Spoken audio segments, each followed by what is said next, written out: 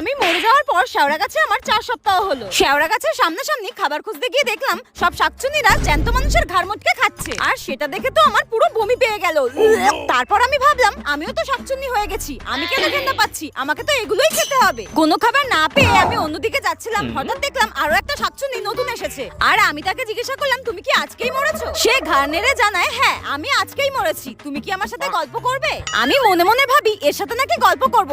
আমি তাকে বললাম হ্যাঁ হ্যাঁ আমি তোমার সাথে পরে গল্প করব, এখন না আমার প্রচন্ড খিদে পেয়েছে, আমি এখন খাবার খুঁজতে যাচ্ছি, ঠিক আছে পরে গল্প করব। সে আর আমাকে কিছু বললো না। তারপর হঠাৎ যেতে যেতে আমার শত্রুর সাথে দেখা, সেও নাকি আজকে মরে গিয়ে পাশের তাল গাছে এসেছে। আমি তাকে জিজ্ঞাসা করলাম তুই এখানে কেন? সে আমাকে বলল আমি এত পাপ করেছি, আমি এত লোকের পদে কাঠি করেছি, তাই আমার পদেই কাঠি দিয়ে তাল গাছে তুলে দিল। আমি বললাম ঠিক হয়েছে, এখন তাল গাছে বসে বসে বোর হ, আর আমি তো এই শেওড়া গাছের সব শাকচুন্নিদের সঙ্গে মজা করব আর পায়ের উপরে পা তুলে আনন্দ করব।